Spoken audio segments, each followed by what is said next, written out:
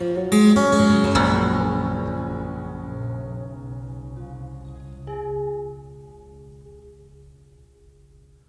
know, you've been doing this for so long and with such passion and commitment and helped so many people, I'm sure. And just because things have gone a bit dark out there doesn't mean you've stopped. You've kept going, and other people have kept going. I think yes, the book Older, I do say, well, you saw it in the press release, that it's a constant process of unlearning and letting go of things in order to learn new things. It's a continuing journey right to the end. It's so sad. Many men, for instance, when they retire, one sees they either slump in front of the television, spend hours at the betting shop as I see them, or if they're wealthy, they play golf every day. They're wasting rich years. Tell me a bit more about, the title is? Older. Because people sometimes say to me, I'm old, and I say, no, you're older. The word old with a D at the end sounds like a door slamming, finish. Whereas older is, as Eliot says, old men should be explorers still. One should go on exploring and discovering. And I find that very exciting in my 10th decade, amazingly. So how did Older come about? Oh, my publisher friend, Tony Morris, who's chairman of the Leather Centre, it was his idea and the title. Now, at one point when I was working on it, he said, I wonder if you shouldn't change the title to Growing Older. And I said, no, that sounds horticultural. No, older is much better. It was his idea, so the book's dedicated to him. And what form does the book take? Oh, it's a diary, a journal, day by day. So it's a rich, lucky dip. It's full of different things, yes. A daily diary? Almost, 1 or 2 days. Originally, I would sometimes say, I missed this day, but I've left those out. I've left about 6 days out, otherwise it's daily, yes. What surprised you about the writing of this new book? I learned a lot. It's again another journey of discovery. It's extraordinary. Life is so rich. Do you meet yourself and find that you like yourself in the book? Yes, I'm very truthful. I think you have to. Well, I think. What's the point of years of analysis unless you can be truthful about yourself? Well, analysts will tell you that half their clients aren't interested in being truthful with themselves. No, I know myself pretty well. And I say things like, for instance, I've meditated all these years, yet because of old age, I often drop things. I say, fuck!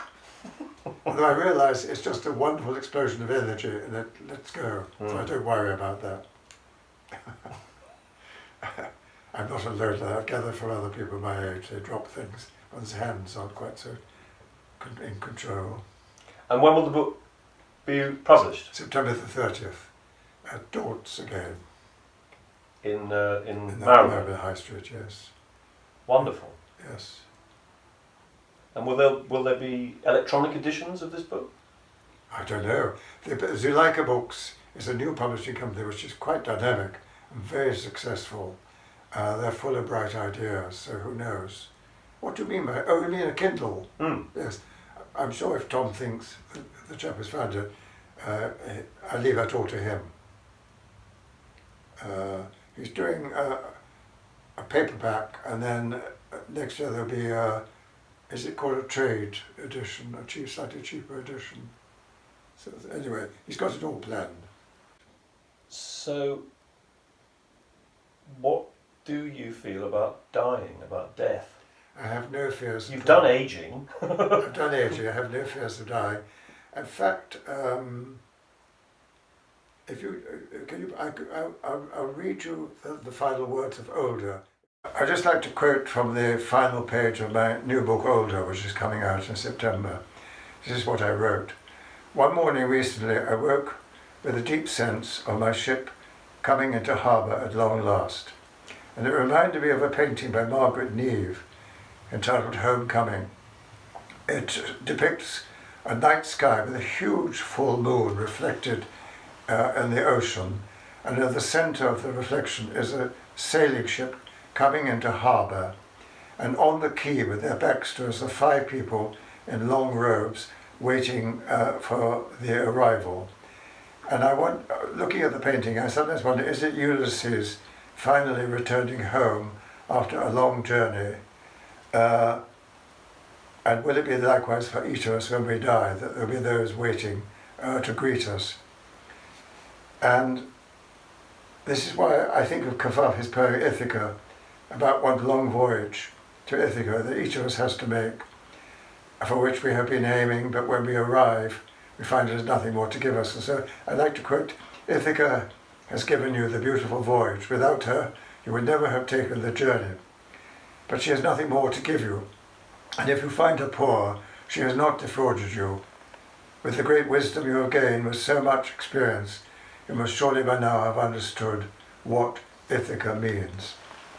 None of this implies that I'm about to die, but the readiness is all. I've had such a full life, blessed with so much love. And so, no wonder St. Teresa of Avila wrote, the important thing is not to think too much, but to love much. I can get some food.